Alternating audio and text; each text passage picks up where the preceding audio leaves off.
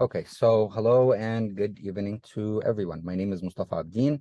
I'm a resident physician, and today I would like to use this opportunity to discuss some chest imaging. So, first of all, I'm not a radiologist. However, allow this to be a disclaimer that today's topic does not fall within my range of expertise. I will do my best. We will go through each slide together, but I might have some gaps of knowledge and I'll try to overcome them as much as possible. So let's get started. So on today's agenda, we will be discussing chest x-rays and CAT scans. If you would just allow me 1 second. Okay. So as I said, on today's agenda, we will be discussing chest x-rays and CAT scans. So first of all, let's get to understand some chest x-rays. So first of all, we need to understand what is it that we're looking at before we can discuss how to diagnose pathologies of the chest using an x-ray. So firstly, we need to look at the tracheal air column. So this is the tracheal air column. And I think this image, because of the many labels that are present, it should be more clear than the ones that you had on your slides. So you can see here, the area of darkness that I am pointing at with my cursor. This is supposed to be the tracheal air column. And because it is an air column, and whenever we take any x-rays or any radiological imaging, we will always see air that appear, air will appear in a dark appearance, will always appear as black, okay? So this is the tracheal air lining, and whenever we are presented with a chest x-ray, this is the first thing that we need to look at. And when we're looking at the tracheal air column, we need to assess the trachea's positioning. That is the main thing that is the main goal that we need to do. We just need to assess the trachea's position. So is the trachea midline? Is the trachea shifted? So as we're looking here, because this is a normal chest x-ray, so we can see that this is midline, because the entirety of the black column is just passing through the midline of the image. It's not shifted to the right, it's not shifted to the left. However, as I said, it can be deviated to either sides. Could be deviated to the right, could be deviated to the left. And whenever we see a deviated trachea on a chest x-ray, this should lead us to think of some pathologies. Now, I'm wondering if any of you has any idea which diseases would present with a shifting of the trachea on chest imaging. So does anyone have any clues? You can use the chat box to write whatever guesses you have. Any guesses? Someone said me, okay, this could present maybe in a case of a tumor. That could be possible. However, the main things that we should be looking at whenever we see or whenever we would consider a shifting of trachea, the main thoughts that you should think of should be in the realm of, we should be thinking in the realm of emergencies. And in the realm of emergencies, the most important one that would be lethal, we're thinking of something that's called tension pneumothorax, and I'll be discussing that later. And also, I cannot pronounce the name correctly, but someone suggested pleural effusion. And yes, massive pleural effusions would also cause a tracheal shift. And the thing is, what we're looking at, we have to, or what would cause a tracheal shift, it's something that will push the trachea either this way or this way. So if having a massive pleural effusion means that you have a lot of fluid. There's many fluid, because remember, the trachea is not hard, it's a muscular tube, which means that it has the capacity to move. So if you're having a lot of fluid in this position, then you would find that the trachea would be shifted to the side, okay? Moreover, and other causes that we can see the trachea shifted can be maybe fibrosis, maybe if the patient has some lung collapse. And here we're speaking about pressure. So if the patient has a lung collapse, means that the trachea would be shifted because it's being absorbed by the collapsed lungs, the lung that doesn't have any air. So it's just a game of pressure is being absorbed by the pressure of the collapsed lung. After we've looked at the tracheal air column, we need to check the clavicles. And after we check the clavicles, we have to count the ribs. And I like this image because it's giving us numbers for each of the ribs. So I have 1, 2, 3, 4, 5, 6. Now, what you need to do here is just, you don't need to count the ribs just for the sake of counting them, because that doesn't give us any idea or any medical idea about what's going on. What we need to assess here is the continuity of the bones. We need to check if any of these clavicles on either side has any sort of fracture. Now, this is exactly what we're supposed to be looking at. Now, while we are at it, or now while we're at the part about the bones and the fractures, about the ribs and the clavicles. Now, you would see that the clavicle is very distinct from the ribs. This is the clavicle. It looks like a wing. This is the clavicle that we're looking at, and these are the ribs that I just spoke about. And we just need to look at each of them to make sure that they're continuous and there are no interruptions, or there are no any sorts of any broken bones within the image. Okay. After that, after we have assessed the continuity of the bones, we need to also another thing that would be of importance while we're looking at the quality, or looking at the continuity, or looking at the ribs.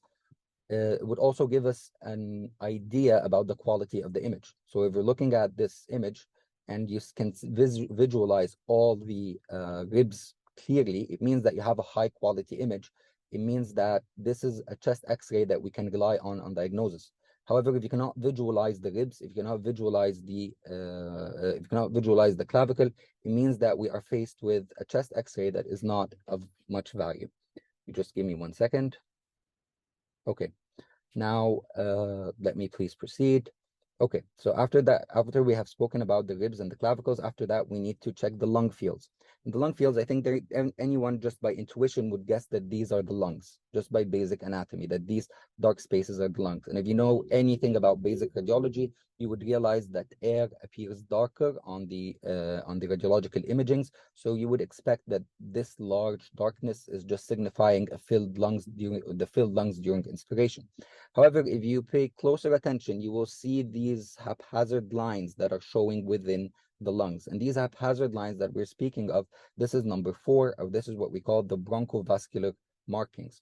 Okay, and if you're wondering what we mean by bronchovascular markings, now these bronchovascular markings are a representation of the vessels within the lungs. Now remember, the lungs is the site for gaseous exchange, and this is where the vessels meet with the alveoli for gas to exchange. So it makes complete sense that we'd have a lot of blood vasculature within this area. This is why you start to see these haphazard lines with the shady lines that are not very evident, but you can easily see them within the lung field. Now, if you're not capable of seeing the bronchovascular markings, now this should make you consider one of two things. If you're not capable of visualizing them, it's either that you have a very bad image. Sometimes the radiology technician would just screw the image up, so that means the image is bad. But if you're looking, or you're thinking in terms of pathologies, or what could cause that in terms of pathologies, then you should most likely think of a lung that is overinflated. You're thinking of a lung that is filled with air more than it should be. And if a lung is, does anyone have any idea what could cause a lung to be overinflated, would have much more air than it should be? Any idea? Emphysema. Edema. Okay, anyone has any other ideas? Emphysema. Emphysema. Okay, emphysema. So you're thinking of COPD. Perfect. So you're thinking within the scope of COPD. So that's perfect. Okay. So that's one of the causes. And also, if you're looking at the, can you please not annotate, Dr. Alim? So okay. So again, if you're looking at the slide, as we said, so as we said, if you cannot visualize the bronchovascular markings, this is a sign most probably that the lung is overinflated. And if it's overinflated, it means that most probably this patient cannot expire properly. So you're thinking of COPD, or maybe a patient who has a lung that's filled with mucus or fluids or whatever cause for overinflation. So after we've looked to the tracheal air column and we checked its position, after we looked at the ribs and the clavicles, we counted them and make sure that they're continuous. And also it's a measure to check whether the image is of high quality or poor quality. Then we look at the lung fields. And while we're looking at the lung fields, we're also looking at the bronchovascular markings. And as we said, these would not be very visible in a patient who has any disease that will cause overinflation, or if the image is not clear. After that, we start to look at the diaphragm. And this is the diaphragm, and you can see has this crescentic shape on both sides. Now we have to look at the diaphragm, and while we're looking at the diaphragm, we assess this, what we call as the costophrenic angle. Now, this is the costophrenic angle, this angle down here. This is the one that's being pointed at by the air. This is the costophrenic angle. We need to assess this and make sure that there is an angle here. It's not blunted, because some diseases will cause this to blunt, and we'll be discussing this shortly. After that, while you've just looked at the costophrenic angle, we can then start looking at the heart. And then we can, while we're looking at the heart now, I know that we will be discussing and giving you many equations on how to make sure that this is a normal size heart, or whether this is a case of cardiomegaly or an enlarged heart. However, the easiest way while you're doing your exam and you just want to make sure without any calculations whether this is a good heart or not, is just to make sure that the size of the left ventricle, now this is the left ventricle, remember, this is an image of a patient. So this means that this is as if you're looking to someone opposed to you. So if you're, this is your hand, this is your right hand while you're looking at the image. However, this is the patient's left side. So whenever you're looking at an image, it's like you're looking in a mirror, okay? So this is the left ventricle. Just make sure that the left ventricle is not exceeding half of this space or half of the left side. If it's not exceeding half of the left side, then probably this patient just doesn't have any cardiomegaly, okay? So let's move on from this slide.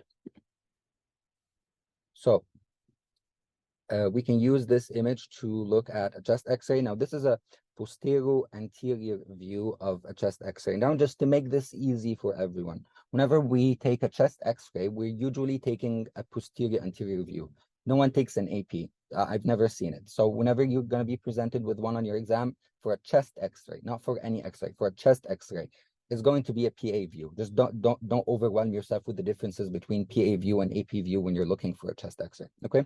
So this is a PA view, and as I said, most chest x-rays are taking at PA or posterior anterior. This means that the patient stands and we take the x-ray from their back. That's what we mean by a posterior anterior view, okay? Now, if you want to be more cautious during your exam and you just don't want to be dependent on your intuition, then an easy way to make sure that this is a PA view is how the clavicles are sort of inclined. So they're not a straight line, they're sort of inclined. If they're a straight line, then this is an AP view, okay? Now, when we look at a chest x-ray, again, as we said, we need to look at the trachea, just to make sure that the tracheal air line is well in the midline. It's not deviated to either sides. And then we start looking at the clavicles. And as we said, we look at the continuity to make sure that there are no fractures. And we also make sure that this is a good chest x-ray. After that, we look at the lung fields. And as I said, while we're looking at while we're using the lung fields, or we're actually looking at the lung fields, this is also an opportunity for us to look at the bronchovascular markings. And the bronchovascular markings, if they are evident, it means that we have a good image. If they are not evident, this might not be a good image, or maybe the patient has overinflated lungs. So maybe we're thinking of something in the realm of COPD, or maybe the patient has any sort of air obstruction because of mucus or fluid or whatever. After that, we start looking at the diaphragm, and we make sure that this is a crescentic shaped diaphragm. And then we look at these angles, which are called the costophrenic angles. We have to make sure that they are sharp, acute angles. That is something that we have to make sure of. And then we look at the cardiac size, and I told you an easy way just to not overwhelm yourself with this, whether this is cardiomegaly or not. If the heart is not exceeding half of this space, then just make yourself comfortable by saying this is not cardiomegaly. However, during the exam, I'll be giving you a formula to use if you just want to be extra cautious for the people who are aiming for a full mark. So, okay. So again, so this is a lateral view of the chest. Now, the lateral view of the chest is a supporting view, because here's the thing. This is the main rule of radiology. If you ever decide to be a radiologist, the main mantra that all the radiologists say, the fundamental rule is that one view is no view. And what does that mean? It means that if you're looking at a chest x-ray from a PA view, but you're not looking from a lateral view, you're bound to miss a lot of things. And okay, so is that for sure? Can you convince me that this makes sense? Okay, let's use this image as an example. So this is a very famous image of Prince William. So if you this actually embodies the reasoning behind the sentence, or behind the idea that one view is no view. Because if you're looking at Prince William from this view, seems that he's doing something unethical to the public, right? But if you look from the other view, it's just pointing with three fingers. So that's not something wrong. So that's why we always need to take two images, or like look from two sides. That's why we have to look at the PA and the lateral view whenever we're trying to reach a proper diagnosis. Okay. So again, so this here, or this diagram that we're looking at, this demonstrates how a chest x-ray can be obtained. Now, please, before I proceed, I just want to give a disclaimer. Now, we're using a free version of Zoom. So this meeting is bound to end at 40 minutes. So I'll be sending you a link right after this on the same group, like in the exact same minute, so you can join. Okay. So if the meeting closes, just join with the next one. So as I said, these diagrams that we have, they just demonstrate how a chest x-ray is usually obtained. Okay, now this is how we take a posterior anterior view. So you can see this patient is giving us their back. We use a virtual plus sign that just makes us sure that the patient is being situated in a, it's not rotated, that the image is well, or the patient is well adjusted for us to take a proportionate image. And then we start taking the image from the posterior anterior view. And as I said, this is the most common image for, or the most common imaging technique for a chest X-ray. Okay, so let's proceed.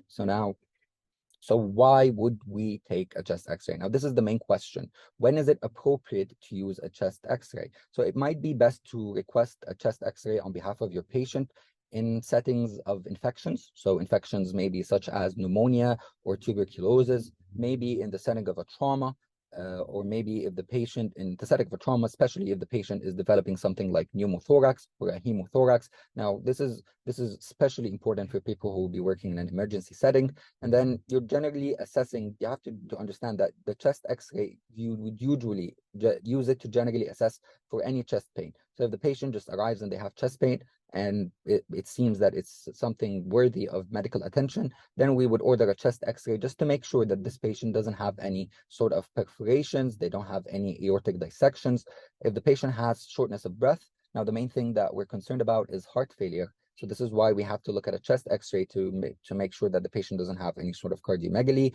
If we're maybe thinking the patient might have any pleural effusion or interstitial lung disease, that's also an indication for us to start using chest X-ray. If we're visited by a patient that just says that they have blood-tinged cuffs, which is what we call by hemoptysis, or maybe you're just suspecting any malignancies, then maybe you would take a chest X-ray, even though if we're speaking in the realm of malignancies and metastasis, I would not order a chest X-ray. There are way much better imaging modalities if you're looking for malignancies or metastasis, because chest X-rays would not be that useful. Patient has to be in a very bad state for malignancy to show on a chest X-ray. Okay, so again, this is a normal chest X-ray. So let's use this slide to just revise how to systematically analyze a chest X-ray. Now we need to have two images for us to be able to look at this in a systematic manner, because as we said, one view is no view. And then we start looking at the trachea. So it's the trachea midline or shifted. And after that, we look at the ribs to assess the quality of the image and to make sure that they're all continuous. There's no fractures in this patient. And then we look at the lung fields. And this is also giving us an idea whether this patient has any abnormalities in their lungs, as we'll be seeing in just quite a short bit once we start looking at pathologies. And we look at the bronchovascular markings to just exclude COPD and make sure that this is a good image. And then we look at the diaphragm, and when we're looking at the diaphragm, we're mainly looking at the costophrenic angles and whether the diaphragm is crescentic in shape or there's some issue with it. And lastly, we look at the size of the heart. And an easy way is just to make sure that the left ventricle is not more than half of the size that we're looking here. So this is just what we're looking at when we're looking at a chest X-ray. Okay, so let's start looking at some common abnormalities, some of the things that can go wrong. Now, first of all, let's look at a patient who has pneumonia. Now, let me just, before we start talking about pneumonia, before we proceed, I just want to make sure, is everyone here comfortable with the basics of a chest X-ray? Does anyone need us to revise anything before we start looking at pathologies? So if you have any questions, please feel free to use the chat box, or if you just want to use the mic, feel free to use it. Any questions? Okay, if everyone is comfortable, can you just say that you're okay? Just any sort of participation for me to get an indication that this is going well so far. So good to go. No questions. Okay, that's fine by me. So allow us to proceed. So again, as I said, we're looking at a chest X-ray, and now we just need to be able to identify the most common abnormalities whenever we are looking at a chest X-ray. So first of all, we need to talk a little bit about pneumonia. Now, pneumonia is a respiratory infection, okay? Just remember, pneumonia is a respiratory infection that we characterize by the inflammation of the alveolar spaces and or the interstitial tissues. So at these images, we're looking mainly at or looking mainly for inflammation in the lungs. Now, the patient history, or whenever because this is the thing that many students tend to fall, the trap that many students tend to fall in whenever they're analyzing radiology images, is that they tend to exclude history. A lot of people try to look at this as if they're looking at their spot diagnosis and histology slides, but that just doesn't work. You need to have a good history for the patient just to know what are we actually looking at. So whenever you are faced with a question about pneumonia, the patient history should include something in the realm of them having cough, expectoration. And expectoration means that they're coughing up substance, any substance. That's what we mean by expectoration. And the patient should have some sort of fever. So what we're looking here, especially at this image, we're looking at two images of lobar pneumonia. Now remember, whenever we're looking at a chest X-ray, as I said, what we're looking at is, yeah, sorry, I think I skipped the slide, just to go back. So whenever we're looking at a chest X-ray, we have to get a good look at the lung fields, okay? Now, normally, as I said, because the lungs should be filled with air, now we should see this complete blackness with some bronchovascular imaging. So that's what we're supposed to be looking at. Now, this seems to be okay on this side. But if we're looking at the left side and see this is the letter L, so this is the left side, seems to be okay. However, this is not as black as it should be. So this means that this patient is going or undergoing some sort of pathology that is not allowing this portion of the lung to absorb air as it should have, okay? And the pathology that we're looking at in the context of this patient's history, the patient that has cough, expectoration, and fever, that will cause this look of inflammation in their imaging. We know this is an inflammation because this is supposed to be black, however, it's white, okay? So this should point us into thinking that this is pneumonia, okay? And this is a sort of pneumonia that we call lobar pneumonia, because if you take another look at your anatomy, you will start seeing that this is just confined to one lobe. This inflammation is confined to one lobe, okay? So this is what we mean by pneumonia. Now, how are we able to identify pneumonia in a more systematic manner whenever we're looking at an image? So first of all, we have to look for a certain degree of opacification or of whiteness within the image. That's what we're looking for. And the second thing that we can look at is the presence of what we call bronchograms, okay? And the presence of, what do we mean by bronchograms? It means that if you, I don't think this image shows it well, but if you're looking at a good image, you will start seeing translucent bronchi within these opaque areas. So if you are capable of zooming in, I think you will start seeing that this is not just white. There are streaks of black running within this white. So if you're capable of zooming in right now during this meeting, you'll start seeing that there are streaks of white within this inflamed area. This is what we call by bronchogram. And this means that the issue is not with the bronchi, because the bronchi are still filled with air. This is what we call by bronchograms. So start seeing these lines of black lines within this white consolidation.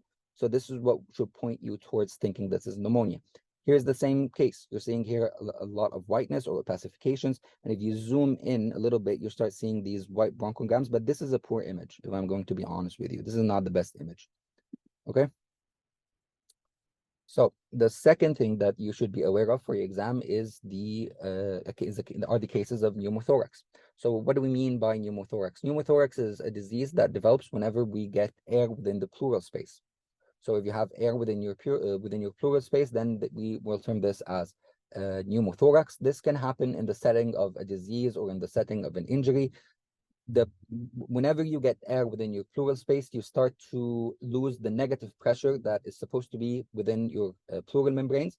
Because of that, you're bound to get some sort of collapse. Your lungs are supposed to collapse, whether this could be partial collapse or complete collapse of the lung. Now, as I said, pneumothorax can be because of trauma, it can be due to disease, sometimes it's idiopathic. However, for the sake of your exam, it's always going to be secondary to COPD or chronic obstructive pulmonary disease. And if the examiner just wants to toy with you a little bit, they will not say that they have COPD, they'll say this patient is a smoker for a very long time, because that's also a way for them to key you in thinking that this is a COPD case, okay? So how do we know, or how is it that we are capable of looking at this and realizing, oh, this is a patient that has pneumothorax? How do we understand this is a patient of pneumothorax? We just look at the lung fields and we will realize that we're not very capable of seeing the bronchovascular markings. This is a feature that we see in a patient of right pneumothorax. Now you might tell me, okay, so you just mentioned previously that a patient with COPD will also have reduced lung markings. So how is it that I'm going to look at this image and say, oh, this is pneumothorax and not COPD? Again, as I said, it is just based on the history. So they have to say that this patient has COPD and now something happened wrong. If they tell you in the history that the patient has COPD, there is no way that the answer they're looking for is COPD. There's no way. They're not going to be that nice to you, okay?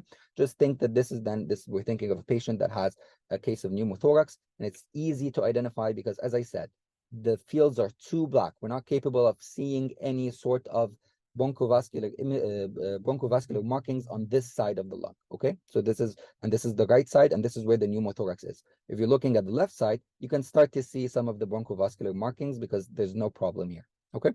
So let's proceed from this. Now, as we look at this imaging, now this patient has something that we call a pneumoperitoneum. Now, a pneumoperitoneum means that the patient has air within their peritoneal cavity. Now, the peritoneal cavity, remember, this is the cavity that's where most of your abdominal organs are within. So this patient has air within this peritoneal cavity. Now, this is very easy to identify, if I'm going to be honest with you, because this is one of the very few images that whenever you just look at it, you will see this sign that we call air under the diaphragm. So you see this well-defined line here. This is the diaphragm. So if you see a well-defined line where the diaphragm should be, and underneath it you see air, remember air is supposed to be black, then you should be thinking that, okay, probably I'm looking at a patient who has pneumoperitoneum. So why would a patient have air within their peritoneum? It means that one of their organs, especially if we're looking at the intestines, which could have air, because remember, you're breathing through your nose and your mouth, which means that you have air that goes also inside of your intestines. And so that should point you towards thinking, okay, so because the GIT has air within it, so if a patient gets perforation within anything within their GIT, it means that they're going to leak air within the peritoneum, and it means that we would start seeing the sign of air under the diaphragm in a patient who might have something, or in a case of pneumoperitoneum, okay? So whenever they tell you that a patient has a long history of peptic ulcer disease, they're trying to point you towards thinking, okay, long history of peptic ulcer disease, now this peptic ulcer perforated. Now this patient's duodenum, or this patient's stomach or their jejunum, now it's leaking air within the peritoneum, and now we're seeing air under the diaphragm, okay? So before I proceed to pleural effusion, can we make sure that everyone is okay with peritoneum, pneumonia, and pneumothorax? Is everyone okay with that? You just use the chat to confirm. You can use the mic if you want. So let me just check the chat. So Abdul Qadir said he's okay, but that's just Abdul Qadir. So is anyone here? Does anyone feel puzzled? Because I'm very willing to repeat on anything that you feel puzzled about. And I have so many different ways to explain anything. So just feel free to ask whenever you want. It's not that this is the limits of what we can do. So whenever you feel, oh, I'm kind of confused, that's not a sign that you should suffer alone. Just say it out loud. And why I like to use Zoom is that you can single me out from the chat box to tell me, oh, I don't understand this, if you're feeling any sort of embarrassment. So is everyone on the same page? Can I just get everyone to tell me okay? I just want to feel that this is going well. Can someone tell me okay? Can you guys even hear me at this point? Hello? Anyone? Okay, so someone say yes. Okay. Yes. And the colleagues say yes. Alim say yes. The Egyptian students, you can easily participate. It's not confined for non-Arab speakers. Anyone can participate if you're feeling slightly shy about participating. Okay, so this is for everyone. It's not confined for any group of students.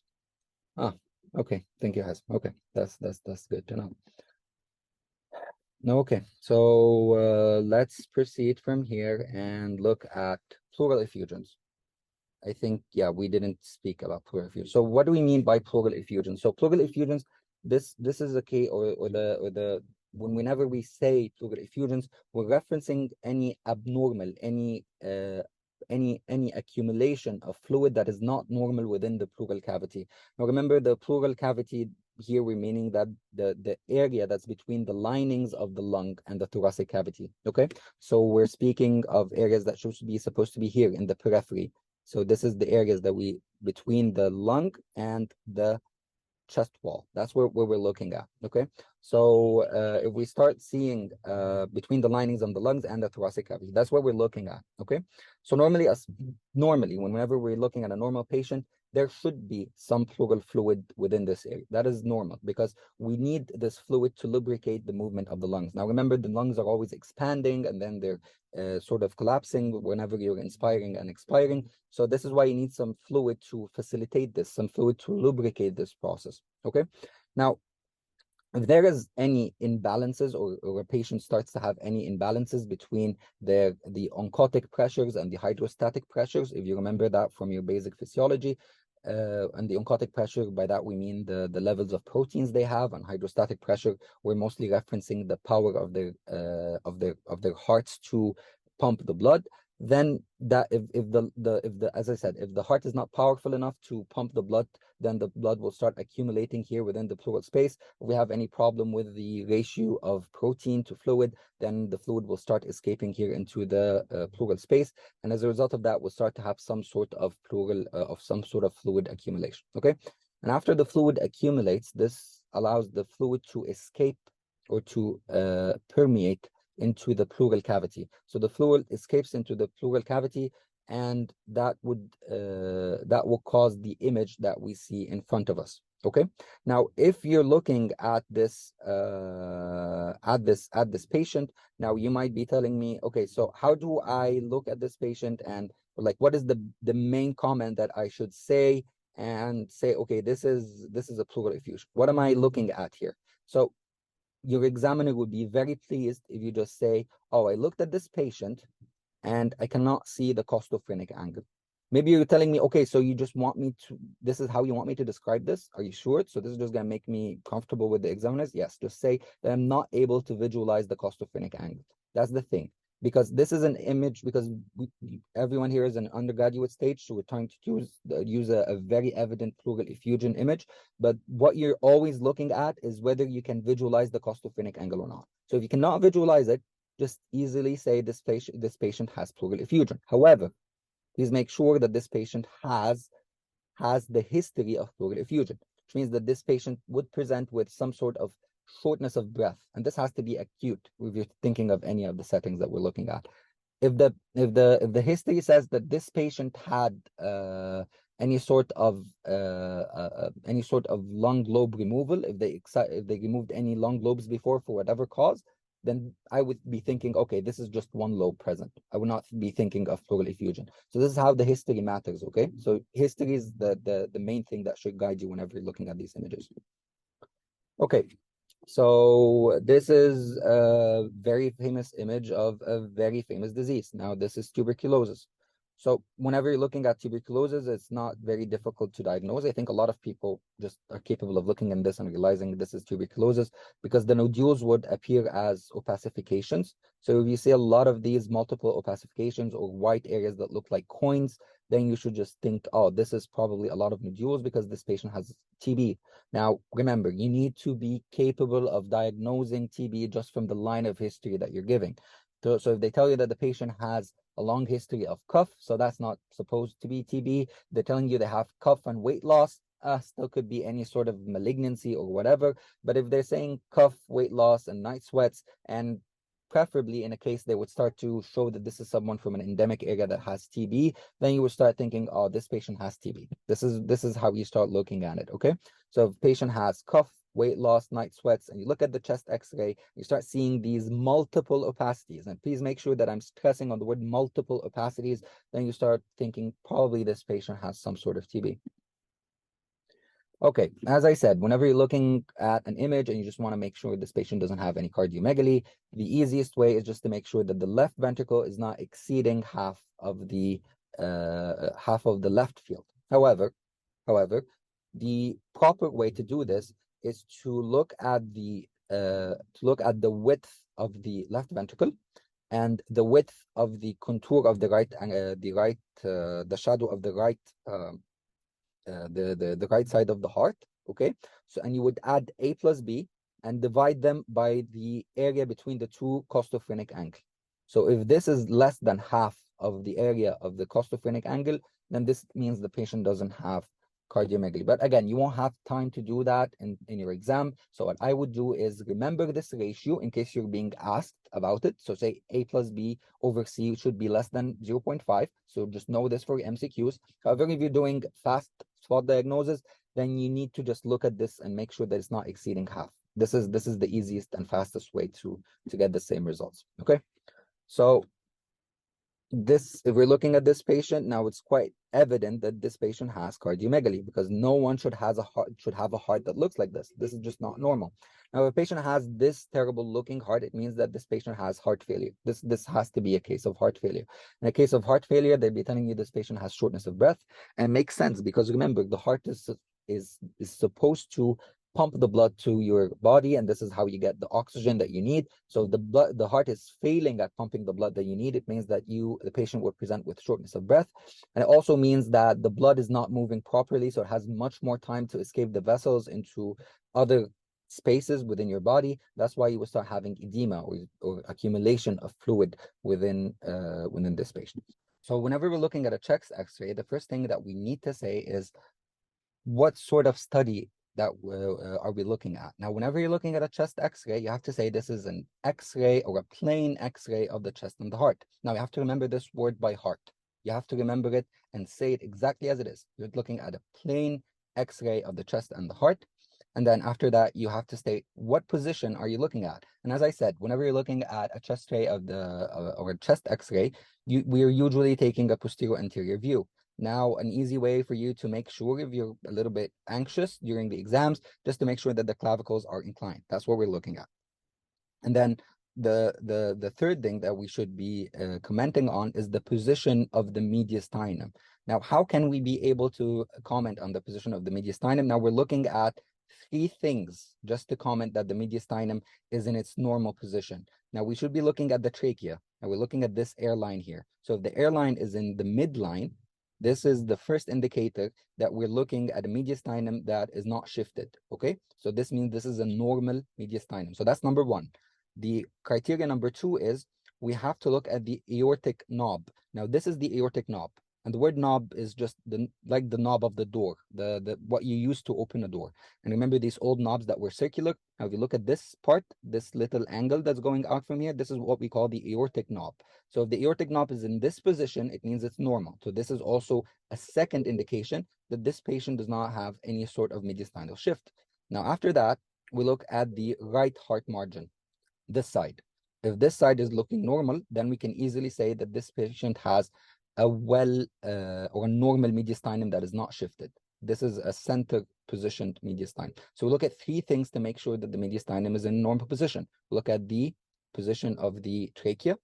Okay, this is okay. If this is normal, then we look at the aortic knob. If this is normal, then we look at the right margin of the heart. If all of this is okay, then we can easily say that this mediastinum is not shifted.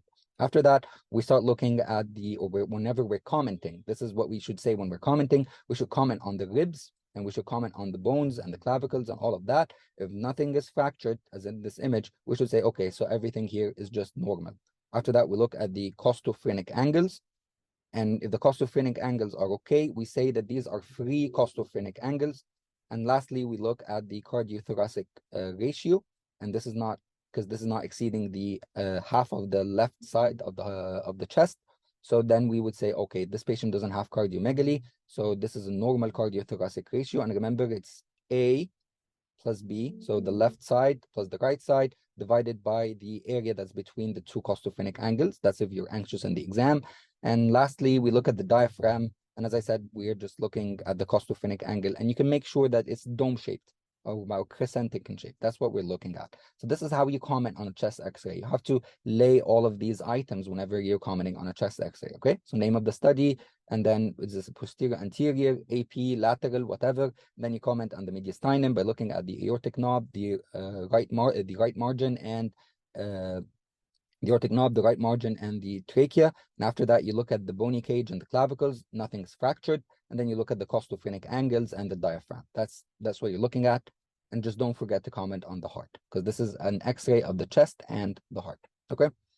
So after that, we start looking at, we can start looking at some chest X-rays and just see how are we supposed to, excuse me, we're proceeding with how we're supposed to comment. After that, we should comment on the lung fields. Now we have to say, are we capable of seeing the bronchovascular markings or not? So if they are they normal? Are they increased? Are they decreased? Are they not even visible? So as I said, you should not be capable of seeing them. They should be sort of decreased or absent in an emergency like pneumothorax, or maybe a patient that has COPD. However, if they're asking for pneumothorax, they'll tell you that the patient has long-standing pneumothorax. A case where you would see these bronchovascular imaging or these bronchovascular markings as very evident would be a case of bronchitis. Okay. Now, please don't get that mixed with pneumonia. And because we don't want to make the exam too difficult, we're only bringing imaging of lobar pneumonia. And so in the case of lobar pneumonia, we'll see a well-identified area of opacity. In bronchitis, you'll just be capable of seeing the bronchovascular imaging very clear. I don't think there will be images of bronchitis, so just don't trouble yourself with that. Let's just more be oriented with how the exam will be looking like, okay? So whenever you spot any abnormalities while looking at a chest X-ray, you should identify where did you see these abnormalities. So you should say, oh, I saw it on the upper lobe, the middle lobe, the lower lobe of the left side or the right side. And was it on one side unilateral or was it bilateral? And then you should say, oh, this abnormality, the size of this abnormality was 5 centimeters, 6 centimeters. And some of you might be asking, so how am I supposed to identify that during an exam? You're not supposed to. So during your exam, you're not supposed to tell us what the size is, because this takes an experienced radiologist just to look at an image and say, oh, this is 5 centimeters, this is 6 centimeters, this is whatever. You should just know that you need to comment on the size. If you're ever asked to comment on the size in centimeters in an exam, just write whatever, write any number. It's not going to be a big deal. Okay. After that, you just should comment on the shape of the abnormalities. Now, is it rounded? Is it oval? Is it triangular? Is it fluffy like cotton? Fluffy like cotton, mostly we're looking at something that is a malignancy, okay? And then we should look at the abnormality or the shadow of the abnormality. Is it just plain white? If it's plain white, we don't say, okay, this is homogeneous. Homogeneous means that it's the same color. If it has areas which are brighter than the rest with some darkness within, then we start saying this is heterogeneous. Now, we use these terms very liberally, okay? So we would call something homogeneous, but that doesn't mean that it's 100% white. And we would, so I'll be giving you some examples for you to be capable of understanding what we mean by this. So don't worry, we'll be looking at a lot of examples. And lastly, we should say whether this is mild, moderate, and massive. So just please remember these 5 S's, okay? Whenever you're commenting on abnormality: the site, the size, the shape, the shadow, and the severity. You just have to remember all these, and this is part of how you comment on a chest X-ray. So this is a good example. Now, by now you should just, even without even just be looking at the comment string here, just could look at this and you could see, oh, I see here an opacity, and this opacity is taking the shape of a lung lobe. And if you look closely, you would see these darker areas which are signifying bronchograms. Like this is a very visible bronchogram, this one here that I'm pointing out with the mouse, okay? So if you're looking at that, you should be saying, oh, this is a pneumonia, or this is a case of lobar pneumonia, because the anatomy is taking the shape of the lobe. Now, before you comment this is pneumonia or not, you have to just be well oriented. Which side is this on? So can someone just tell me on the chat box, which side are we looking at? Is this a right-sided pneumonia, a left-sided pneumonia? What are we looking at here? Right-sided or left-sided? Now remember, it's like looking in a mirror. So what is this? Right side or left side? Just engage with me. Tell me what you think. Right side. Right side. Okay, perfect. So someone told me right side. Perfect. So this is the right side, because I said this is like looking in a mirror, so everything is flipped. Okay. So how do we comment on this? So we say this is a plain chest X-ray of the chest and the heart. This is a posterior anterior view, and now we looked at the mediastinum. How did we know that the mediastinum is okay? Oh, I can see here that the trachea is well centered. I can see the aortic knob is okay. The right margin of the heart is not that terrible. So I would say, okay, this is a central mediastinum. And then I look at the bony cage. So all these ribs, if you just take a look, you always look one side and the other, one side and the other, everything looks continuous, so I cannot see any fractures. So this is very okay. And then I start looking at the costophrenic angles. Now I can easily see this side, okay? Now, if you look here, because of the lobar pneumonia, if you're looking at this side on the right side, you can start seeing that you're not very capable of seeing the costophrenic angle on the right side. So I'd say, okay, so the costophrenic angle is free on the left side, but it is obliterated on the right side. Now, the diaphragm, they're normal. They're C-shaped. They're dome-shaped. That's normal. I cannot see any problem with this, okay? And after that, we start commenting on the bronchovascular markings. So the bronchovascular markings, they seem normal. I cannot see anything weird here. However, there is an abnormality that I need to comment on. What is this abnormality? Now, please, please, please, please, I urge you. This is probably the most important note that I'm going to tell you. The most important thing. Whenever you're writing a report or a radiology report, you don't say a diagnosis in a report. You say what you see. So I know that you're probably thinking this has to be lobar pneumonia. I'm going to say that I'm seeing lobar pneumonia. Please fight the urge. Don't say that. See, what you have to say is there is an opacity, because it's not for you to decide. It's for the internist to decide, okay? The people in internal medicine, these are the ones who are supposed to diagnose. The radiologist is just supposed to give us a good comment and then suggest what he thinks, okay? So he just says, oh, I think I'm seeing an opacity. And this opacity is in the lower zone of the lung. And it's unilateral, it's not bilateral. Now, by a radiologist experience, he would say, oh, this is 6 centimeters. You're not supposed to comment on that. The shape, triangular, easy. You can say that. It's just looking like a triangle, okay? And this is a homogeneous shadow. Now, you might be telling me, but this is not just purely white. I'll be showing you images of what we call heterogeneous, and then you'll start seeing what the difference is. So if this patient came with us and they have some sort of coughing and it seems that this patient caught some sort of infection and we're given this image, then the last comment would be that this is suggestive. Please don't say this is. Say this is suggestive. This might be a case of pneumonia. Now, a good radiologist is always not sure, okay? A good radiologist is not sure. They just say this is suggestive. This is just dependent on what the internal medicine would say. They don't carry the responsibility. So this is suggestive of right lower lobe pneumonia. Okay. And then let's look at an example, the second example. Now this is a plain X-ray of the chest and the heart. Again, this is a PA because, as we said, the clavicles are inclined. And then you look at the position of the mediastinum. Now here you can start looking and you'll start seeing something different. Now, even though we're looking at the trachea, we cannot see it very shifted. But if you look at the right margin of the heart, that doesn't seem okay. And if you look at the aortic knob, it seems a little bit weird. So then you start thinking, oh, this is shifted. So which side is it shifted on? Is it shifted on the left or the right? Now you can easily say that by looking on the right margin. If the right margin is pushed, to a certain side, that's where the mediastinum is shifted.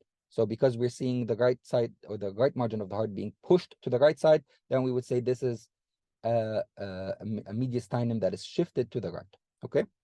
And then we start looking at the bony the bony cage or the ribs and the clavicles, and everything seems intact. Just look on each side.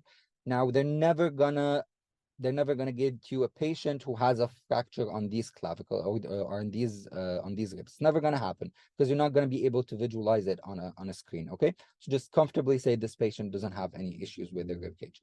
And then you start looking at the costophrenic angle. Now, if you're looking at the right side, that's a very fine angle. Nothing's wrong with it. If you look at the left side, I just can't spot one. I can't see it. So I just say, oh, the costophrenic angle is obliterated. I just can't see it. And then you have to comment on the heart. Now, I would really be entertained if someone can tell me, do they think this patient has cardiomegaly? Does anyone here think that this patient can have cardiomegaly? What's your idea?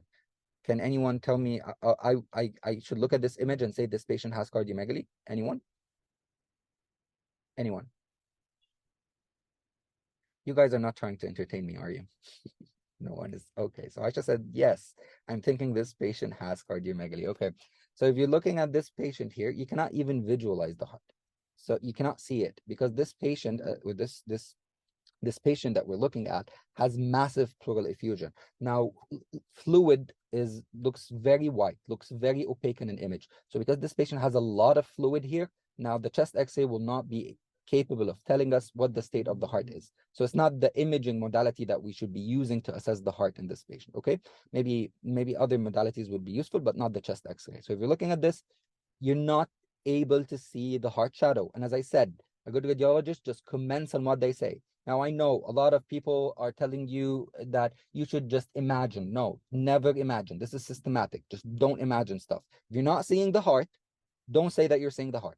Just say, oh, I cannot see the heart. There's nothing wrong with saying I cannot estimate the cardiothoracic ratio, okay? Just nothing for imagination. Whatever you see, that's what you say. And then you start looking at the diaphragm. Now, the diaphragm here is normal on this side. Now, on the other side, they're saying the diaphragm is normal. I would not comment on the diaphragm. Okay, so I know this is, but I would not comment on the diaphragm in this image.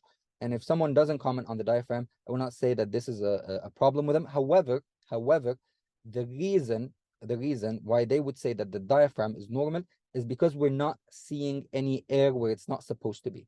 Okay, we're not seeing any air where it's not supposed to be. This means that the diaphragm is functioning properly. So you can say that it's normal based on function, not based on what you're seeing. But I would not say it is. If it was up to me, I would not say it is. But again, function seems to be normal because we're not seeing air where it's not supposed to be. So if it was abnormal, I would be saying a lot of air bubbles, weird air bubbles here or there, or even below the diaphragm. That's how I would be thinking of it. But again, I would say that this is, I would not comment on the diaphragm. And then we will look at the lung fields. Now, if you're looking at the lung fields, you're seeing the bronchograms. They're very visible here on the right side. You can see them. But if you, and here said they are increased on the right side. Well, the image is not that good. I can't see, I wouldn't, I myself wouldn't see it as increased. But in the cases of pleural effusion, they are supposed to be increased. So say increased. Okay, let's all agree if we're seeing a patient with pleural effusion, let's just set it aside and say that this is a patient that has increased bronchovascular markings, but they're not that increased. I wouldn't say they're not that increased. Again, so what is the abnormality that we're looking at? An opacity. This is not supposed to be white. Why is this white? Okay, so where are we seeing this whiteness that where it's not supposed to be? We're seeing it in the middle and the lower lobe. Is it bilateral or unilateral? It's unilateral. What's the size? Just write anything, but just be realistic. Don't write 1 centimeter. This is not going to be 1 centimeter. Okay. Now, what's the shape of it? They said the shape of it is convex upwards. This is how they want you to comment on the shape. This is convex upwards. Concave would be the opposite. Like this is a concave diaphragm. This is a convex abnormality. Okay. The shadow here is homogeneous. Everything is white. This is clearly homogeneous. Okay.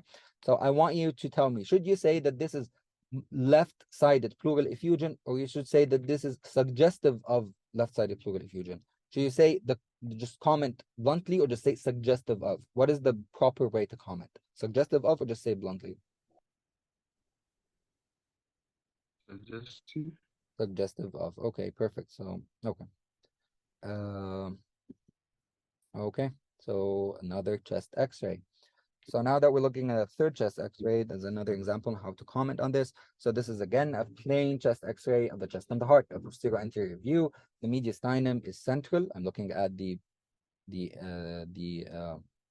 tracheal airline, and then I'm looking at the aortic knob. This left side is not as huger than it should be. So I would say this is a central mediastinum, and then I would start looking at the rib cage. Nothing is. Someone says, how is it suggestive? And we obviously see it. That's a really good question.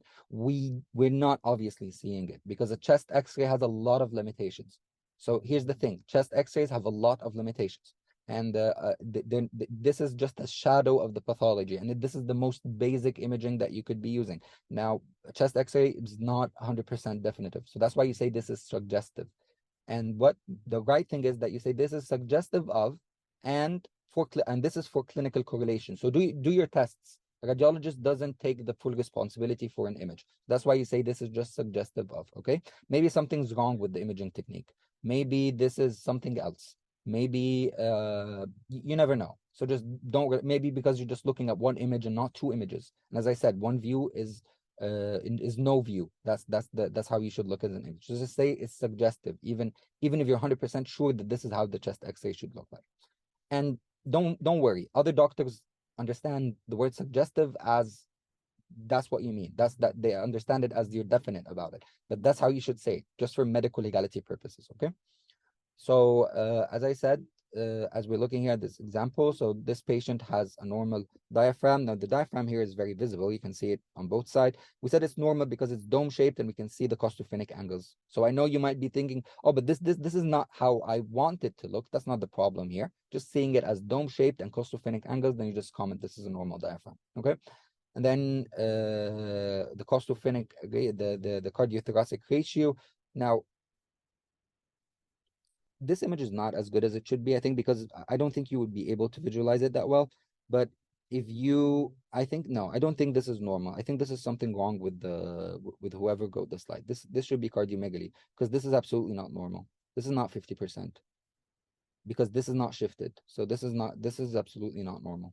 Anyhow, let's just continue with this. And then, so the bronchovascular markings are normal. What do we see here as abnormalities? We're seeing opacities. Okay, where are we seeing the opacities? Anyone has any idea? Where are the opacities? Right side or left side? Anyone knows what we're actually seeing here? Oh, anyone? Upper right side. Upper right side, perfect. So you're looking at the upper right side. So this is where you should be looking at. And where you're looking here, you see this area of opacity that looks like a coin. Now this is what we're looking at. Okay. Now what maybe some of you are thinking, okay, this is not a fun game. Am I supposed to look at this and think, oh, I saw an opacity? Is this what a radiology does? No, they get a history. Because you get a history, you know what you're looking at. So if there's no history, you're not going to look for this. The history is what guides you, okay? So because they get a history, they think, oh, so I see something here in the upper zone that is unilateral, the size is about 1 centimeter. I think it's rounded. The shadow is homogeneous. The color is similar. So this looks like a nodule. Am I supposed to say this? No, this just looks like a nodule. And I think this needs further investigation. I'm not going to diagnose. That's not the purpose of radiology, okay? So that's about it for chest x-rays. Before I move into CTs, can someone please, can you guys confirm that everyone is comfortable with chest x-rays? I don't mind repeating anything. So just please just confirm that everyone is okay. Again, you can single me out in the chat if you're feeling a bit if you make it self-cautious about using the chat box. Just tell me that everything is okay.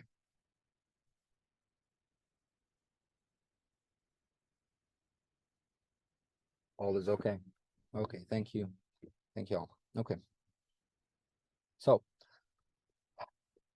so now let's speak a little bit. Thank you, Adina. Thank you so much. So now let's look at CTs of the chest, or computed tomographies of the chest.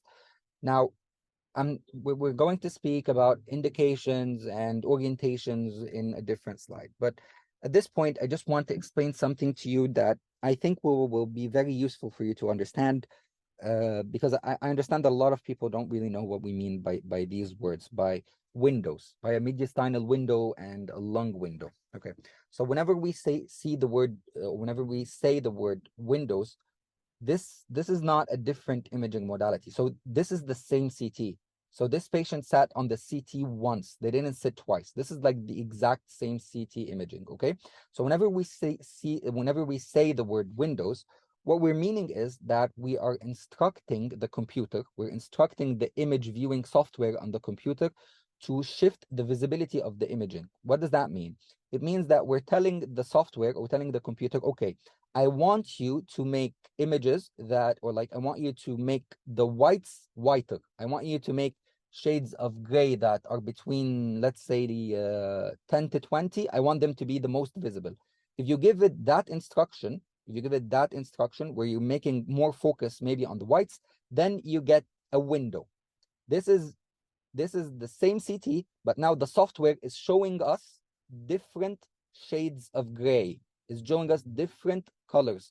So now we're able of visualizing the lung, because now we're looking more at the darker shades, because now we're looking at the lungs which are filled with air. So we're looking at the darker shades. Then we get a lung view.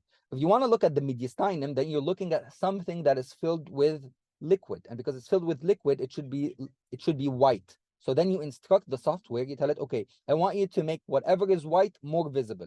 and then you start seeing the mediastinum, and then you get a mediastinal window. So they're the same image. It's just a different instruction for the software. That's what we mean, okay? So whenever you adjust the range of densities, whenever you tell the software, I want to see images between densities X and Y, so I want to see the whites more clearly, then you get a mediastinal window. If you say I want to see the darks more clearly, then you get a lung window. And each of them is useful whenever you want to look at the lungs, or you want to look at the heart or the mediastinum, or whatever you are looking at. Okay, so is it okay? I'm not gonna ask if anyone is clear, but please, please, please, please, please, please feel very comfortable to interrupt me, and feel very comfortable to send whatever questions you have in the chat.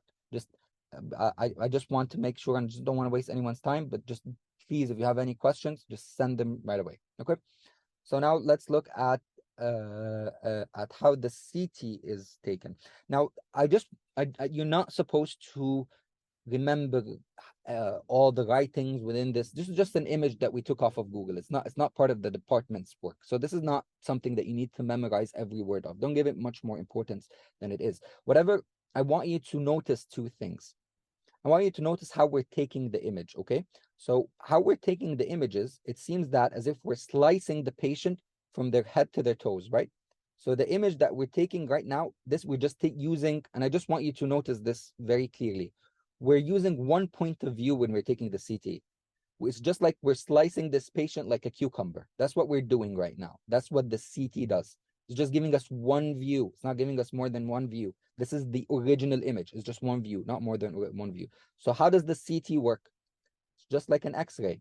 What does it do? You have this rotational thing that looks like a wheel, and it has X-rays. And the X-rays, the X-ray beams, they move through the patient's body, and then they are detected by detectors on the other side. So you start getting a lot of X-rays from a lot of standpoints, and then the computer uses all these images, or transforms all these impulses from the X-ray to the detectors, and it transforms it into an image. So the CT, as the name says, computerized tomography. It's based on the capabilities of the software to transform these beams of X-rays and these impulses into an image. And as I said, we're only taking this from one view. If you're looking at it, it's just like you're cutting the patient. It's as if they're cutting them as a cucumber. Okay, that's how the CT works.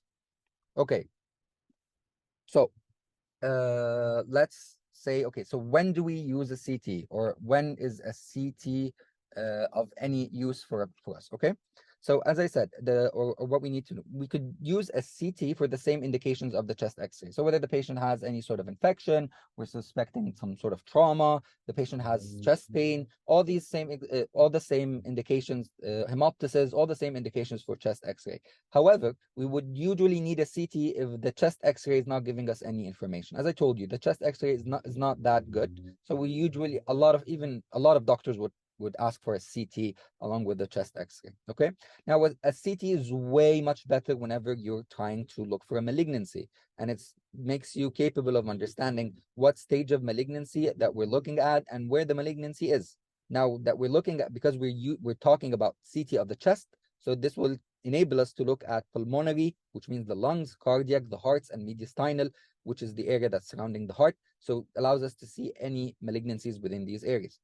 It also allows us to visualize the mediastinum. So we can see if there's any sort of aneurysm or any sort of issue within the aorta, any aortic dissection. And aortic dissection, it means that the flaps of the intima of there's like blood accumulation within the flaps of the intima of the aorta. So this patient starts having ballooning of the walls of the aorta, which starts to impede the blood flow within the aorta. Okay.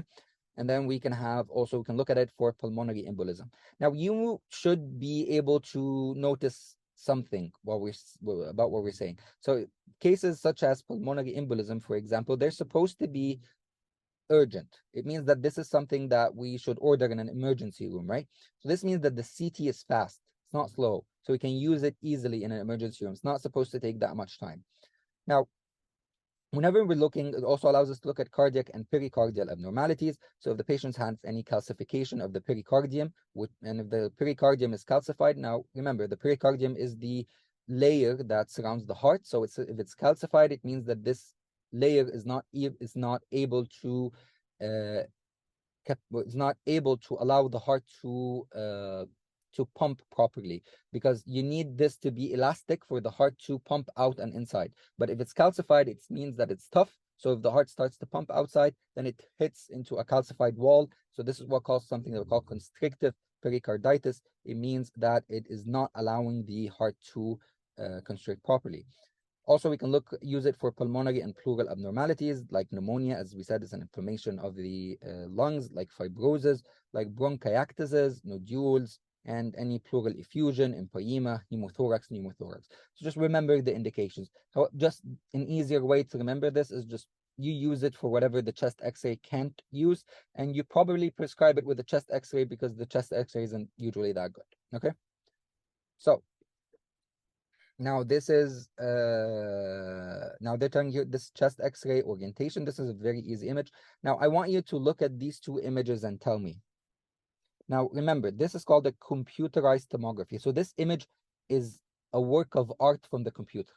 The computer formulates this image using the data the data that it receives. Okay, so which of these is the true image of the CT? Which of this is the initial image that the computer should be using? Now you remember how the patient was lying in the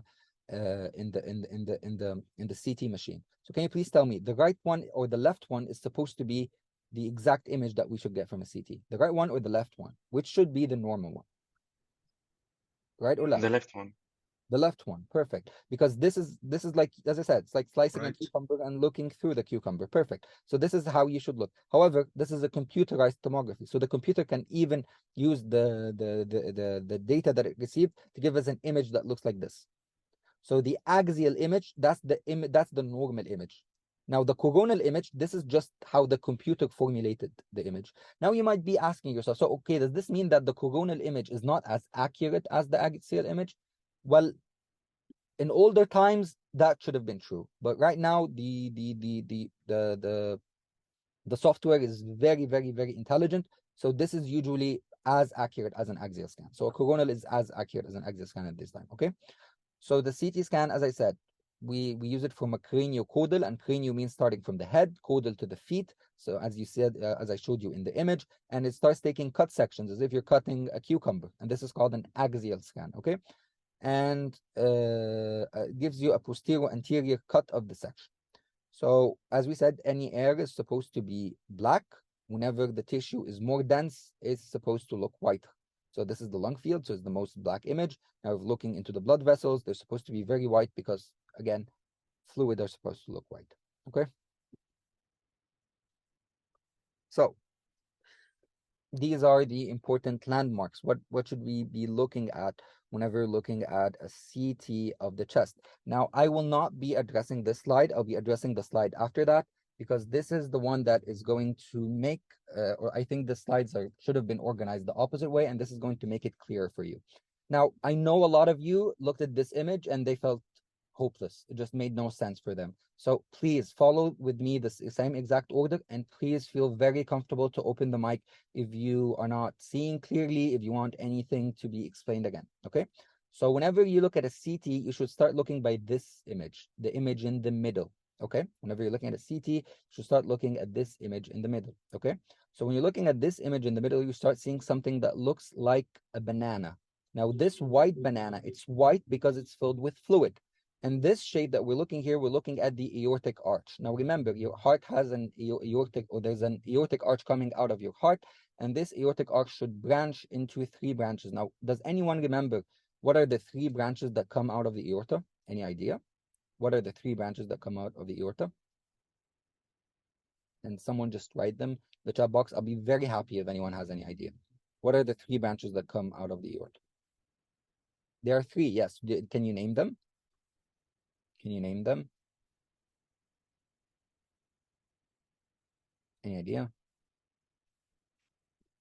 Okay, I'm gonna give you a clue. They're written right here. Okay. Brachiocephalic.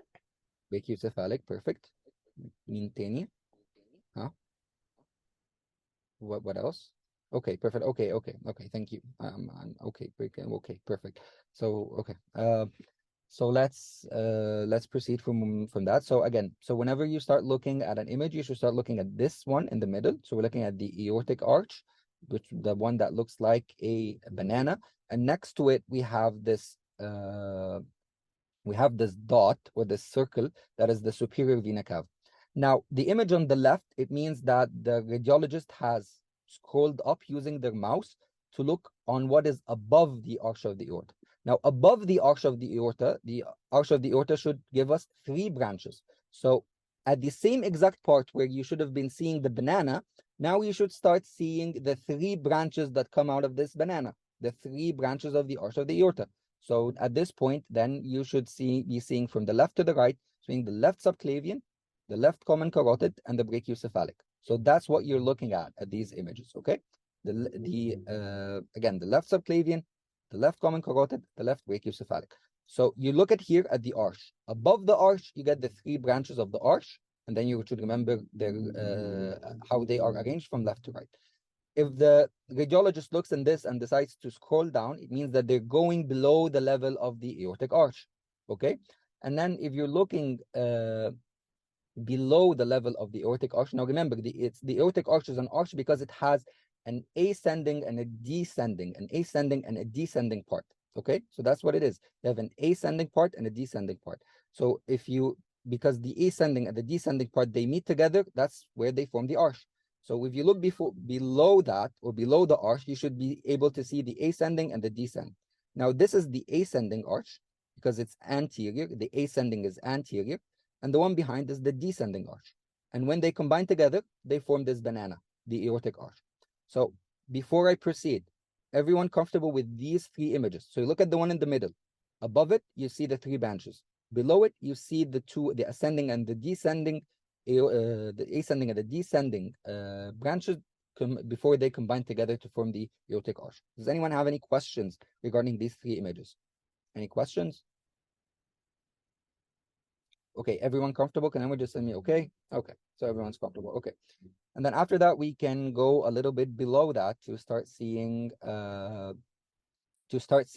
this structure, which is actually very distinctive. It's like a C and then has something I don't know how to describe this, but it's just like has like 3 angles or like 3 lines connected together. Now, if you look at this is the pulmonary trunk. Okay, so what we're looking here is the pulmonary trunk, and again, we still have the ascending aorta ahead of it or anteriorly, and the descending aorta posteriorly. Okay, so you see this is the pulmonary trunk, and the ascending is anterior and the descending is posterior. And then the radiologist still decides to scroll down. They're still going below. And now that they've gone so low, now we're not looking on what's outside of the heart.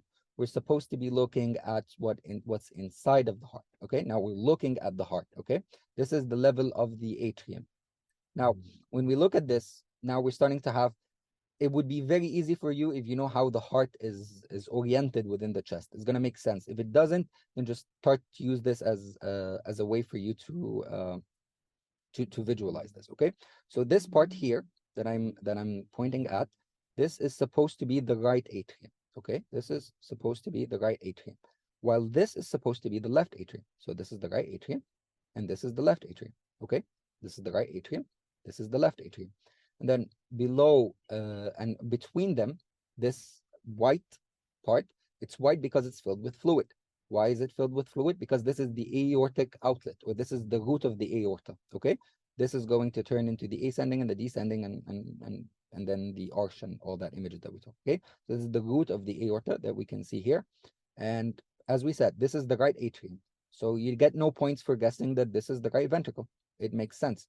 And remember, very easy for you to memorize this. The right ventricle is the most anterior. How do we know that this is the most anterior structure? Because here's the sternum, and here are the vertebra. So this is posterior, this is anterior. The most anterior structure is supposed to be the right ventricle. Okay, so this is what we're looking at. This is the right ventricle. We can visualize it, and this is the right atrium, and this is the left atrium, and what's between them is the aortic root. Now, you should be thinking, okay, where's the left ventricle? It's not supposed to be very evident or visible here, but we're going to see it if we scroll below. Oh, sorry, I think I skipped a slide. So this last image is where we're supposed to see the left ventricle. Now, things are not going to change. Things are not going to change very much from the previous imaging. Okay, so again, here we saw the right atrium. So you get no points for thinking this is the right atrium. It's the same thing. There's like not supposed to be much of a difference here. And then below that, you should see, or on the other side here, you should see the left atrium. And below the left atrium, here comes the left ventricle. Okay, here's the left ventricle. And so we're going to proceed in English. Okay. So as I said, again, whenever we're looking at a CT, it's just not difficult. All we have to do is just look at the image in the center. Now we see something that looks like a banana.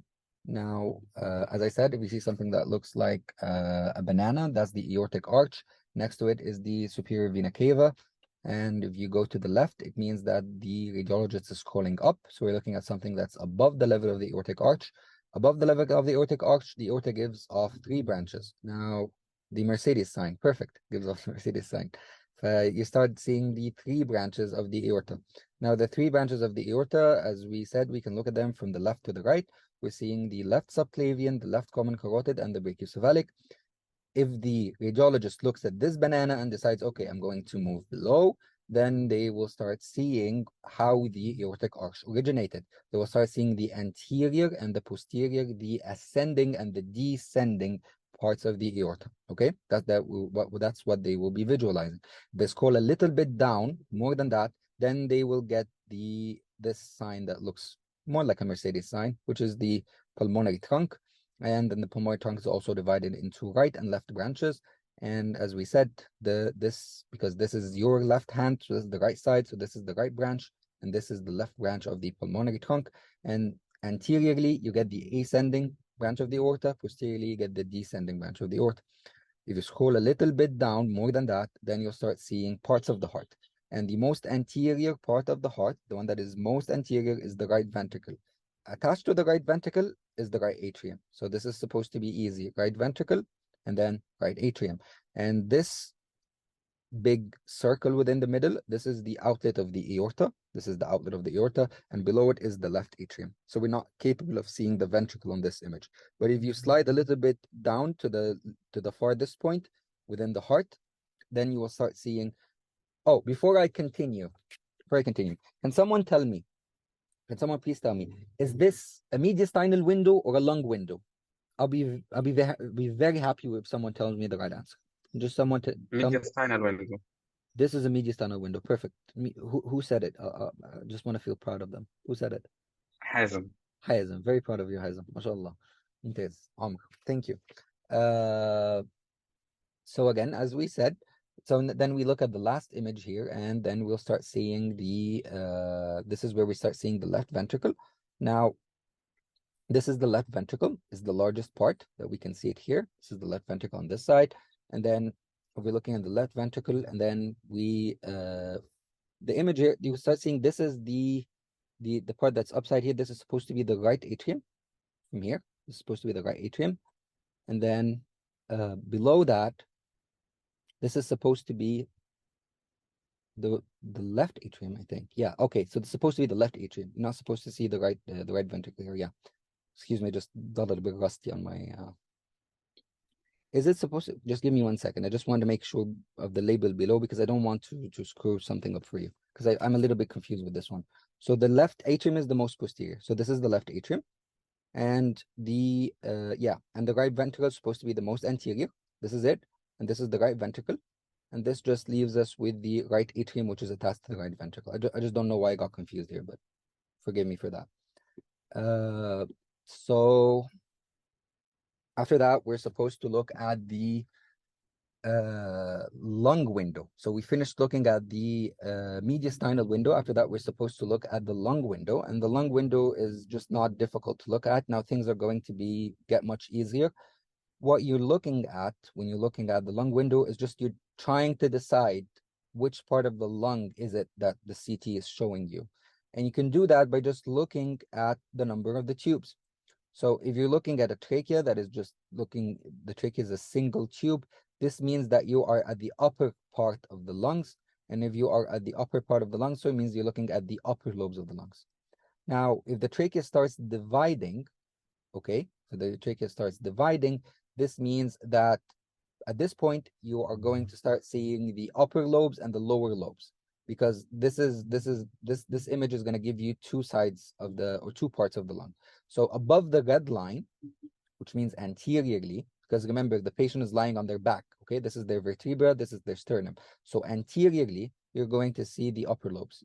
Posteriorly, you're going to see the lower lobes. And this is convenient because from your standing point of view, this looks like the upper lobes are up and the lower lobes are down, and the image is just, you can just start separating things from the midline. So if you see two dots, it means that the upper is upper and the lower is lower. This is easy. Now, however, if you start reaching the heart's level, and the heart is very evident, now you can easily see this is the heart. Can someone tell me, what is this structure? This structure here. Can someone tell me what is this structure? What's the name of it? Even though we're not looking at a mediastinal window, but someone has to be, so if someone actually knows what this structure is from this window. Pulmonary trunk. Pulmonary trunk. Pulmonary trunk. Okay. Who answered me? Can you tell me who answered me? Because I didn't quite catch them. Hazim. Hazim, and who's the other, the female one? Who's the female voice? Who was it? Okay. Amir. Amira, both of you should really consider radiology. Both of you really good radiologists, if you're capable of spotting that. So again, now we're looking at the third image here, and this is what we deem as the lower part of the lung window. Now, this is going to be a little bit trickier. Remember, we're going below now, so that means that since we're going very, very low, it means that we're not supposed to see the upper lobe at this part. So this just evades from the entirety of the image. So if you're looking at the image, now we're going to divide it into 2/3. So I have the anterior third and the posterior 2/3. The posterior 2/3, the ones that are lower, are still the lower lobes, okay? If you look at the anterior third, this is a normal part of the lung, and this is the middle lobe. We're no longer at the upper lobe. We're already past that phase. But on the left side here, this part here that has a very sharp angle, this is the lingula of the lung, okay? This is the lingula of the lung. So this is what we're looking at from a lung window. Okay, so I think that was about it for the difficult part. The rest is supposed to be just some theoretical stuff. So it says here, whenever we take a CT of the chest, we have to decide whether we're going to use contrast or no contrast. Now I'm going to give you something. This is going to be a clinical pearl that you're going to use for the rest of your career. So just for the rest of your career, don't ever forget this. If you ever say this when you're an intern, and people will be very proud of you.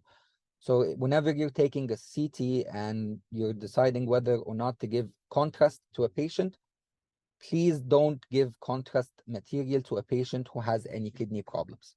So if someone says, oh, we should give this patient CT with contrast, the first question you should ask is, are their kidneys okay? Do they have good kidneys?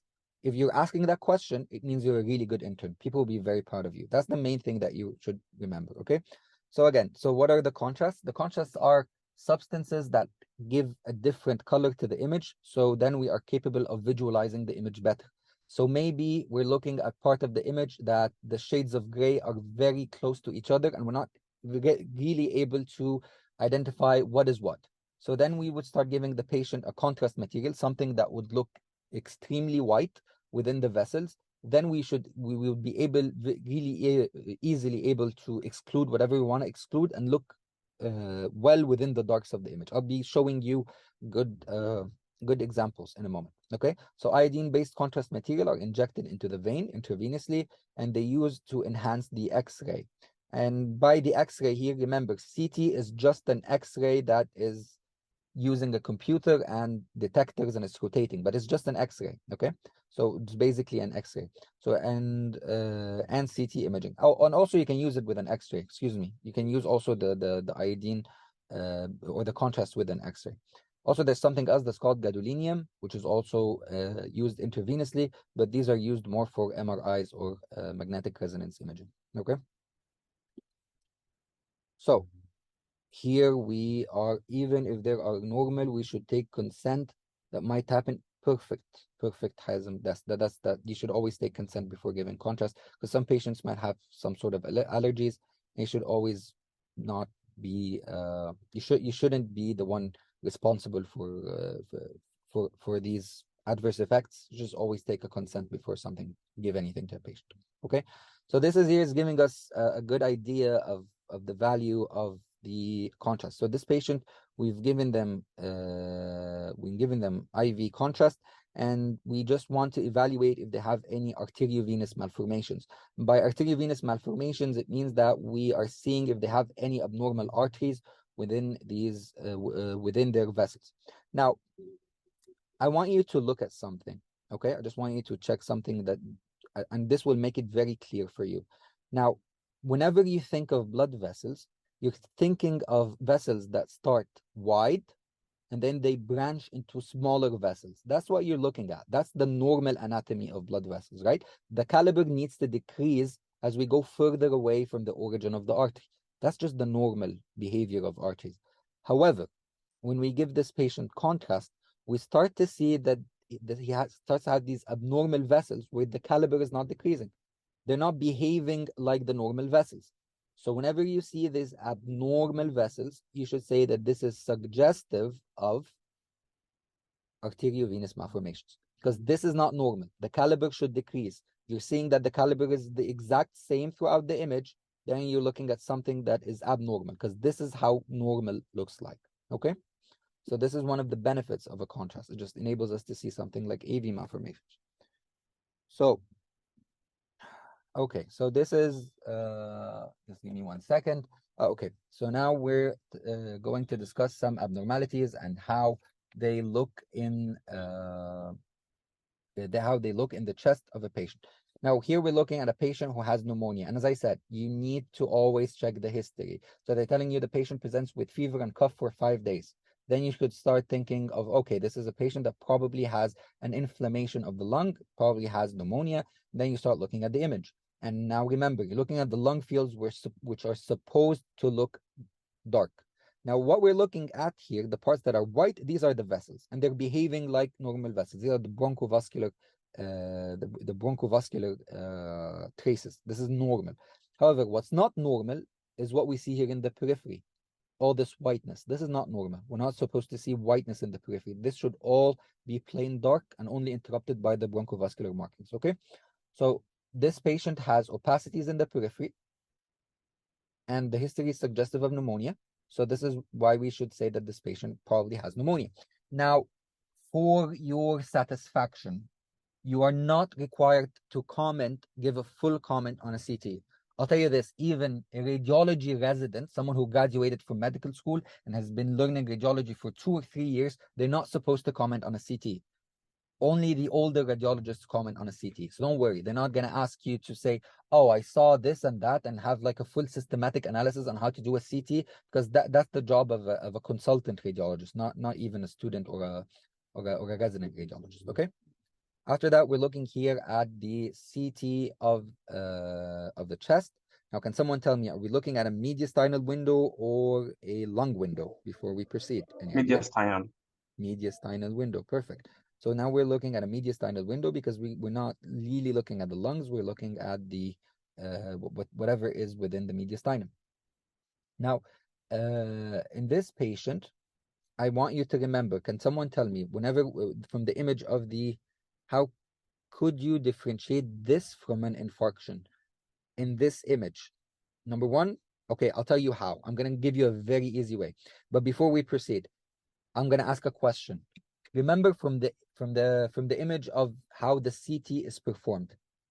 How was the patient lying? Were they lying on their back? Were they standing? What was the position of the patient? Does anyone remember? Lying on the back. Supine. They were acting supine. Perfect. Lying. So supine. Perfect. So if they're lying supine, it means that whatever fluid is in the patient's lungs is going to fall by the order or by the force of gravity to their backs, right? Because they're actually lying on their back. So the fluid should be accumulating here at the back. How do we know that this is the back? Because here's the spine. This is how we know that this is the back. Here's the sternum.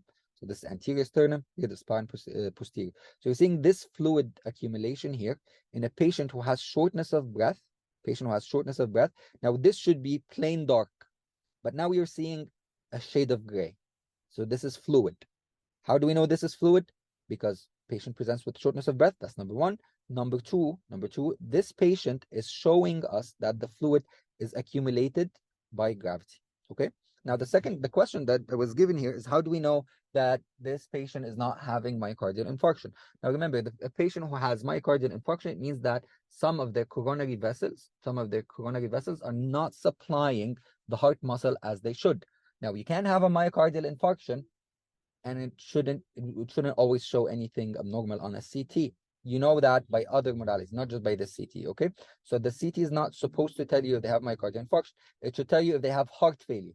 And please remember, these are two distinct pathologies. Heart failure is not myocardial infarction. Patient can have myocardial infarction and not have heart failure, okay? So let's proceed from here. Pleural effusion, I don't know what is it a result of. I do not know. Is it a result of heart failure? Is it not? I don't know. I really don't know.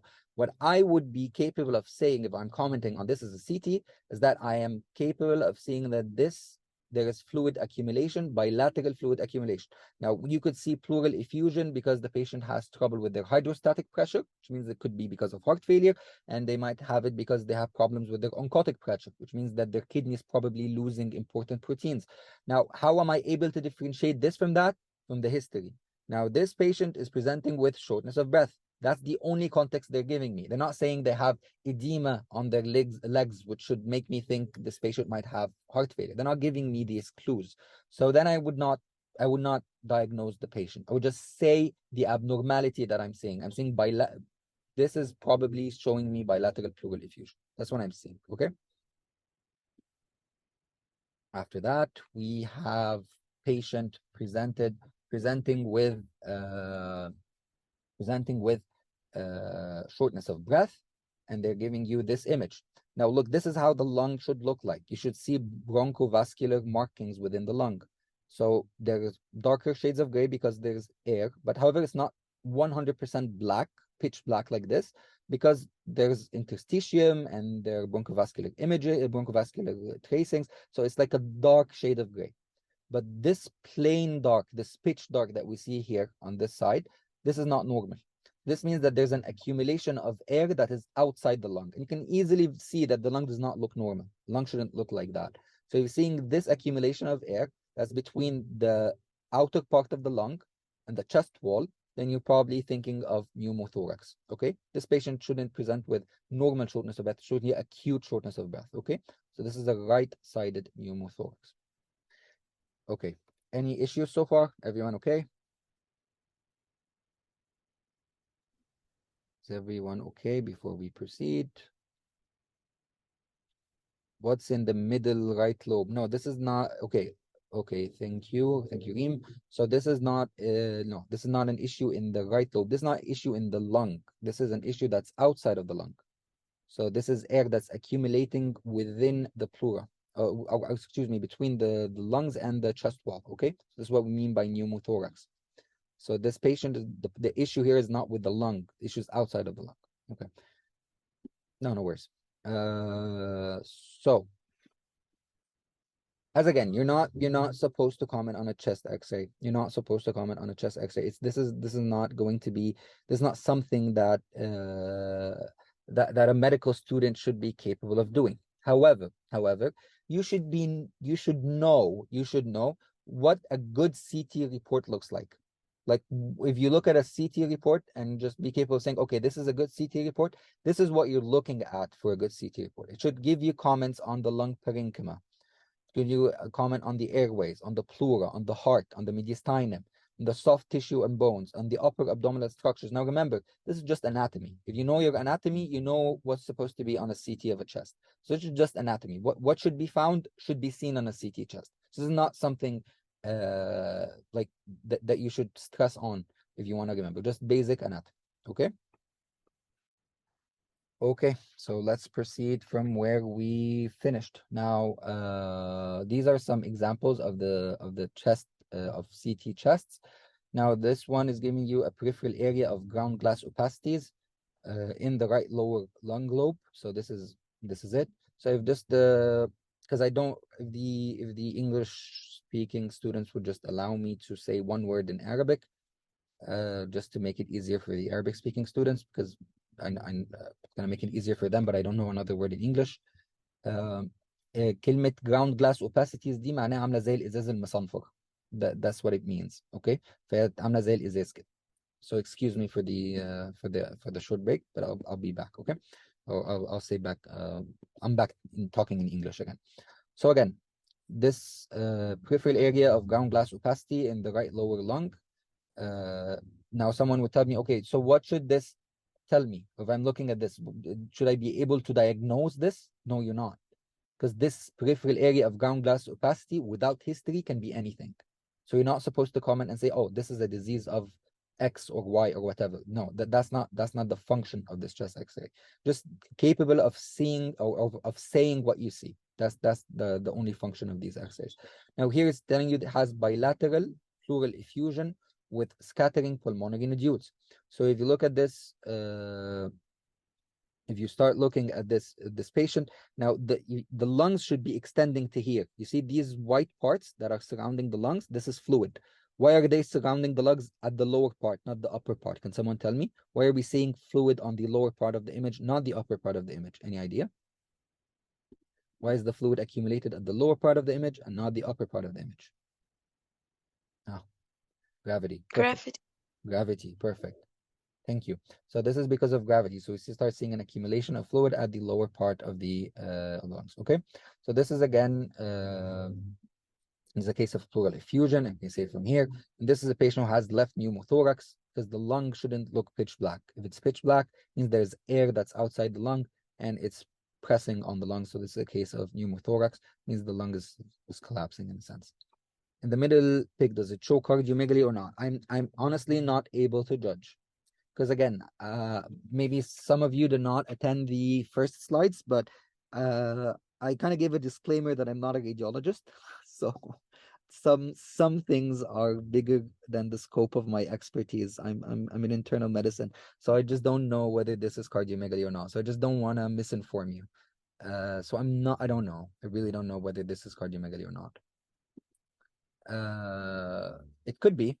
It could be, because it kind of fits with the narrative that this patient has pleural effusion, so it could be cardiomegaly. Maybe this is a patient who has heart failure, but again, I don't think I have enough expertise to answer you. Okay. So again, let's move on from these slides to the rest of them. So this patient here has multiple bilateral, well-circumcised pulmonary nodules.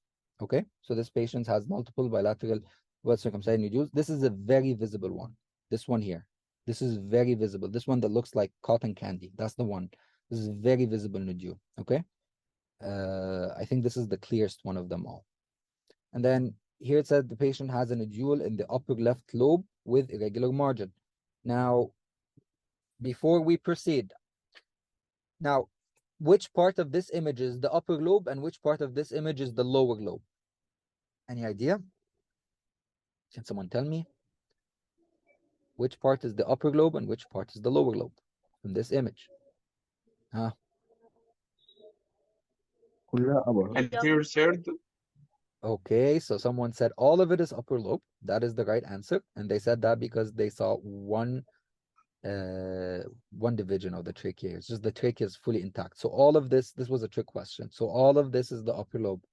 Okay, so whenever so you're not supposed to be looking at the upper part and thinking, oh, I'm not capable of seeing the nodule. It's not in the upper part. What's wrong with the comment or whatever? No, this is all of this is in the upper lobe. Okay, so this is the nodule that they're speaking of. This is the part of it. This is the nodule in the upper lobe with irregular margins, because this is the weird looking nodule.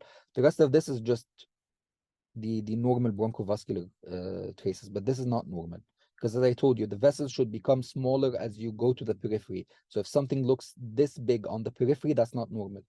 The vessels should be smaller as you go through the periphery. Okay. Now the last one is just showing you this patient has ground glass opacities in the left lower lobe. Okay.